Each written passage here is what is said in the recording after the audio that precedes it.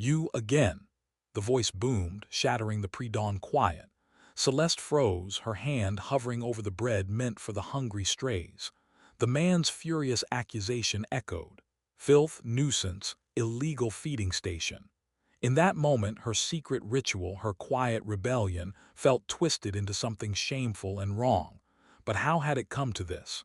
5:30 in the morning. The sky over the quiet residential streets was a deep, bruised purple, and the air carried the damp, metallic chill of a night not yet ready to yield. Inside her small, third-floor apartment, the only light came from the dim lamp over her kitchenette. Celeste, 28, moved with a practiced quietness that had become second nature. Her life was a study in muted tones. The beige walls of her flat, the faded blue of her bakery uniform, the low hum of the refrigerator. But in this pre-dawn ritual, there was color. She carefully opened a large canvas tote bag, not the one for her groceries, but the one she called the morning bag. Inside were the day-olds from the bakery where she worked, loaves with crusts a shade too dark, slightly misshapen croissants, the rich, buttery edges of scones. To her boss, they were waste. To Celeste, they were a promise. She packed them with the care of someone preparing a gift, her movements a silent rebellion against the soulless efficiency of her 8-hour shift. Her walk to work took her down Oak Street. At the bus stop, a simple shelter of plexiglass and metal, she paused. It was her sanctuary, her cathedral. As if on cue, the shadows began to move. From beneath the bench, a ginger Tom with a milky, blind eye and the tattered ears of a brawler emerged. "Morning, Jack," she whispered, her voice a soft puff of steam in the cold air. A sleek black cat who carried herself with a regal aloofness that was constantly at war with her hunger, appeared from behind the overflowing bin. "Your Grace." Finally, a scruffy mutt, a patchwork of brown and white fur with a pronounced, painful-looking limp in his back leg, shuffled forward, always keeping a respectful distance. Celeste knelt, the rough concrete cold against her knees, and laid out a few clean, repurposed yogurt containers. She portioned the bounty with an innate sense of fairness, a little extra for the limping dog who was often pushed aside.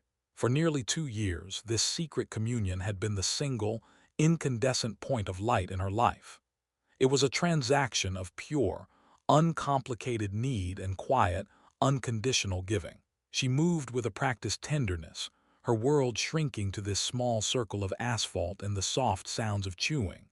She was completely, utterly unaware that across the street, from a dark, second-story window, a pair of eyes watched her, a silent, unblinking witness to her daily act of grace. Celeste's quiet act of kindness, however, did not exist in a vacuum. It had an antagonist, a man for whom the world was a series of rules and infractions.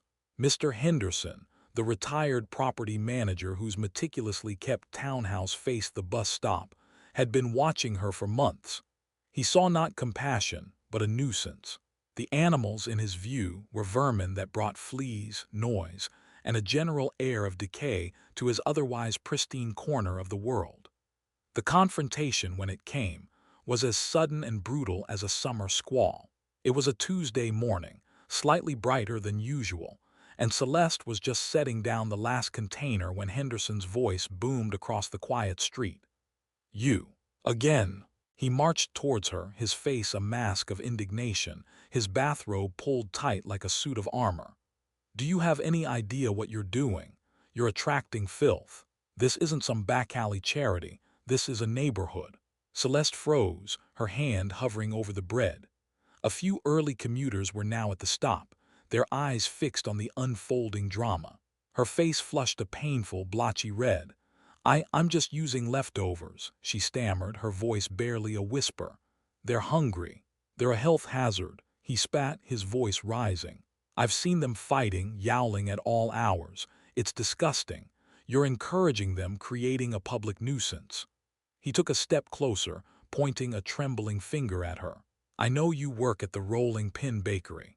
One call to your boss about you wasting company property, one call to the health department about this illegal feeding station, and we'll see how long you keep this up."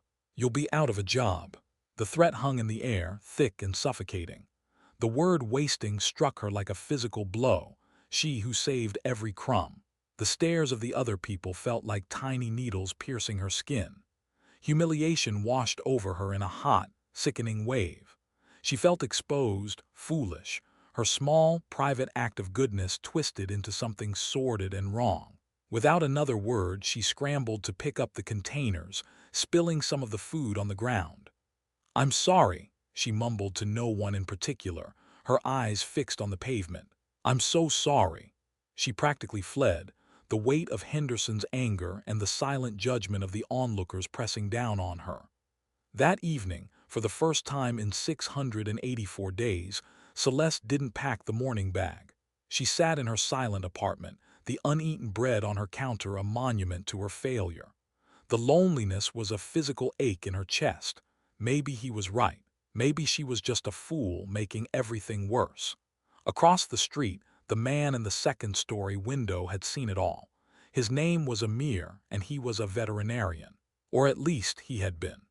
3 months ago, he had walked away from a bustling emergency animal hospital in the city, the name on the door a testament to a passion that had curdled into ash. The constant wail of sirens, the sterile smell of antiseptic that never washed out, the parade of broken bodies he couldn't always mend. It had hollowed him out. The final straw was a 14-hour shift where he'd lost 3 patients, each loss a fresh layer on an already unbearable weight. He'd moved to this quiet, sleepy neighborhood seeking an anesthetic for the soul, a place where the world would hopefully leave him alone. He was battling a depression so profound it felt like a physical entity, a lead blanket that smothered every impulse and made the world look gray and distant, as if viewed through a dirty pane of glass. He had watched Celeste's morning ritual with a detached, clinical curiosity. It was a data point in his new, empty life. When Henderson had launched his tirade, Amir had felt nothing but a weary annoyance at the disturbance. It was just more noise, more of the petty human ugliness he'd come here to escape. He didn't feel for Celeste. He didn't feel anything. But in the days that followed the confrontation, a silence fell over the bus stop. Celeste didn't appear. The animals still did at first, waiting with a palpable confusion that slowly curdled into dejection. And it was in this new quiet that Amir began to notice other things. Around 3:30 p.m., a small boy with a bright blue backpack would get off the school bus. He never spoke to the other kids, his movements precise and guarded.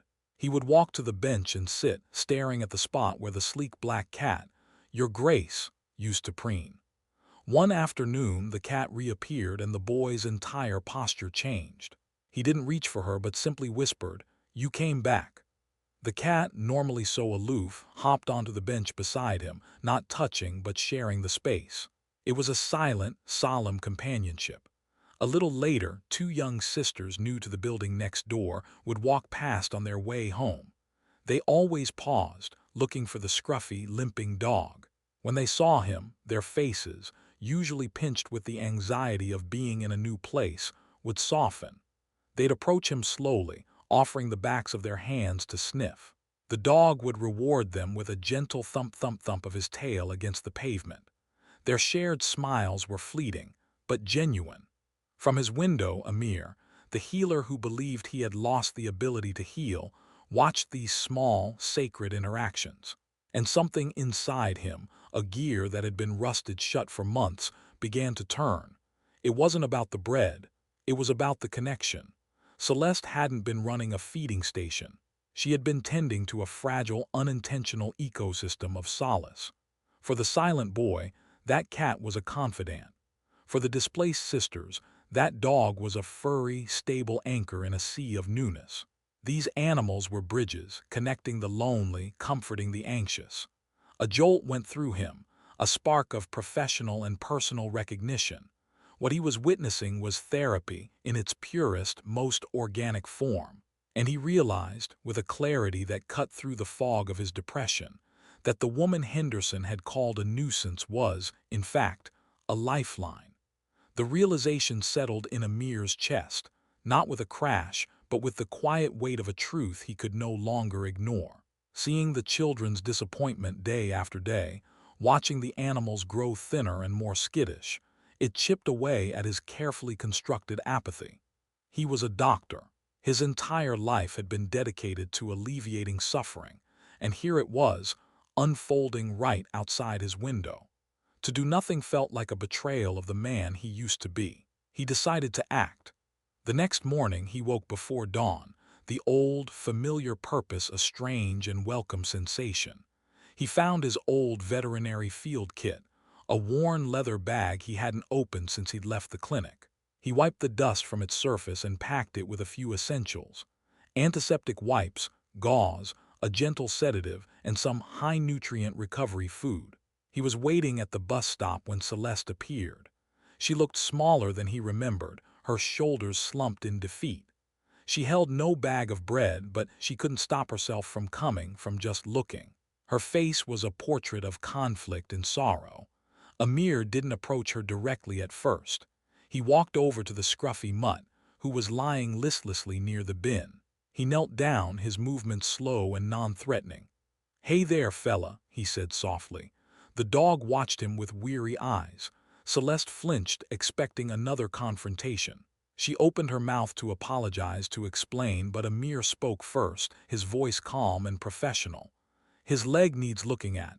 It's an old injury, but it's inflamed." He gently palpated the joint, his touch expert and sure. The dog, instead of growling, let out a soft whine and licked his hand. Then Amir looked up at Celeste, his gaze direct and kind. "Thank you for taking care of them." The words landed in the silence like a bomb. Not pity, not judgment, gratitude. It was the one thing she hadn't expected, the one thing she desperately needed to hear. All the shame and self-doubt that had tormented her for days fractured. Her eyes welled with tears she refused to let fall. I had to stop," she whispered, her voice thick. "The man who lives there," he said. "I saw," Amir said, cutting her off gently. He stood up, wiping his hands on his jeans. "My name is Amir. I'm a vet." He gestured with his head towards his window. "What you're doing here, it's more important than you know. I've seen it." The simple, declarative statement held no room for argument. It wasn't an opinion, it was a diagnosis. He wasn't just talking about the animals. He was talking about the boy, the sisters, the invisible threads of comfort she had been weaving without even realizing it. He saw her. And in that moment of being truly seen, Celeste felt the ground solidify beneath her feet for the first time in a week. Amir's presence was a fulcrum, and the entire dynamic of the bus stop shifted on it. He didn't just offer a moment of comfort, he offered a plan. His intervention was the catalyst that transformed Celeste's quiet compassion into a force for change. The next morning he was there again, not just with his med kit, but with a clear, strategic vision. "We can't just feed them," he explained to Celeste, as he expertly administered deworming medication hidden in a bite of the high-nutrient food he'd brought. "That's what makes people like Henderson see it as a problem. We need to make it a solution." He introduced her to the concept of TNR, trap, neuter, return. It was a language of action and responsibility that resonated with Celeste's practical nature. Amir, drawing on his professional network, managed to get a local clinic to agree to perform the spaying and neutering at a heavily discounted rate. He taught Celeste how to safely trap the feral cats, how to recognize signs of illness, and most importantly, how to document everything. His greatest contribution, however, was giving her a voice. He helped her create a simple but compelling social media page on Facebook, which they named Oak Street Angels. He showed her how to take photos that captured the animals' personalities, not just their plight. The blind ginger Tom, Jack, was no longer just a stray, but a seasoned gentleman looking for a quiet retirement home. The limping dog became Triumph, a brave survivor with a heart of gold. Celeste, who had always felt clumsy with words, discovered a talent for writing their stories short, heartfelt biographies that gave them an identity beyond their hunger. The inevitable second confrontation with Mr. Henderson came a few weeks later. He arrived with a clipboard-wielding official from the city's animal control department. his face alight with smug victory. "This is what I was talking about," Henderson announced, pointing at Celeste, who was calmly placing a bowl of water down. An unsanctioned, unhygienic operation. But this time, Celeste wasn't alone. Amir stepped forward, calm and prepared. He greeted the official professionally and presented a binder. "We'd be happy to walk you through our process," he said. Inside the binder were health records for every animal, receipts for their vaccinations, and scheduled dates for their neutering procedures. He then pulled out his phone and showed the official the Oak Street Angels page. He scrolled through the posts. There were dozens of comments from residents. "My son has started talking so much more since he met Her Grace," wrote one mother. "Thank you for looking after these sweet souls," wrote another. The most powerful post was from the family of the two young sisters. They had officially adopted Triumph. The post included a picture of the dog, his limp now properly bandaged, curled up on a sofa between the two smiling girls. The official's expression shifted from stern bureaucracy to impressed surprise. He looked from the binder to the clean, organized feeding station to the glowing comments on the phone. He turned to Henderson. "Sir, this isn't a nuisance. This is a model for community-led animal welfare. They're doing everything by the book." Henderson stood, his mouth agape, utterly defeated. The moment was a quiet, stunning victory. But the real climax came a week later, when the family of the nonverbal boy, having seen the post about Triumph, officially adopted Her Grace.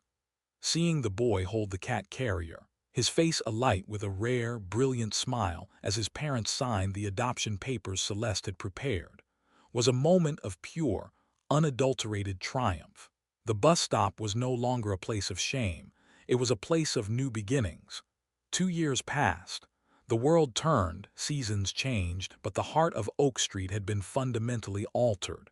Oak Street Angels was no longer a secret, two-person operation, but a cherished local institution.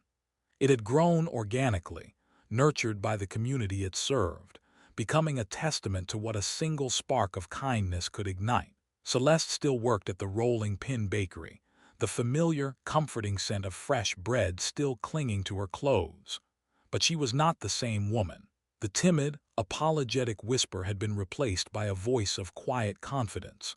She spent her breaks not hiding in the staff room, but on the phone, expertly vetting potential adopters, coordinating vet visits, and offering advice to people who had found strays in their own neighborhoods. Her boss, far from firing her, had become one of their most ardent supporters. A permanent collection bin for pet food and supply donations now sat by the bakery's entrance, and he ensured that any edible leftovers went directly to the Angels, now an officially registered nonprofit. The bus stop itself had transformed.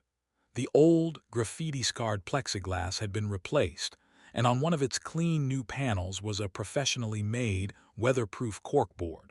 Pinned to it were photos of available angels, next to pictures of happily adopted ones. It was a rotating gallery of hope. The ground was clean, the food and water bowls were neat, and the space felt less like a derelict corner and more like a welcome porch. On Celeste's small desk in her apartment, where bills and junk mail once piled up, sat a thick, heavy photo album. Its cover was simple blue linen, with the words "Our Angels" embossed in gold. Inside was the tangible proof of her journey. Page after page was filled with photos and handwritten notes. There was Triumph, snoozing on a plush rug. There was Her Grace, perched regally on a bookshelf. There was Jack, the one-eyed brawler, curled in the lap of an elderly woman who wrote that he was the best company a lonely heart could ask for. Celeste would often trace their faces with her finger, each picture a story of a life saved, a family completed. The album contained over 100 such stories, 100 lives pulled back from the brink, 100 homes filled with a little more love. It was her proudest possession, a catalog of second chances. On a sun-drenched Saturday afternoon, the kind of day that feels like a gift, Celeste and Amir stood on the sidewalk a little ways down from the bus stop. They were watching a small, terrified terrier mix they had named Pip take his first tentative steps into a new life. He was being gently coaxed by a young couple, his new owners, his tail giving a hesitant, hopeful wag. A real smile, broad and unreserved, lit up Amir's face. It reached his eyes, chasing away the last of the shadows that had lingered there for so long. The lead blanket of his depression had been lifted, not all at once, but piece by piece, with every animal saved, every successful adoption. "You know," he said, his voice quiet, "I came here to get away from it all, from the feeling of helplessness. But watching you, seeing this, it reminded me what being a vet is really about. It's not just about the medicine. It's about this." He gestured to the happy scene. "It's about the connection." Celeste watched Pip finally lean into his new owner's hand for a scratch behind the ears. She smiled, a soft, genuine expression. "And you reminded me that kindness isn't enough," she replied. "It needs a voice. It needs courage. You gave me that." Their eyes met, a silent acknowledgement of the parallel rescues that had taken place. He had helped her save the animals, and in doing so, she had helped him save himself. A warm breeze rustled the leaves of the old oak tree that gave the street its name. Sunlight filtered through the canopy, dappling the pavement in shifting patterns of light, illuminating the small, furry angel trotting off towards his new home, and the two people who had made it possible.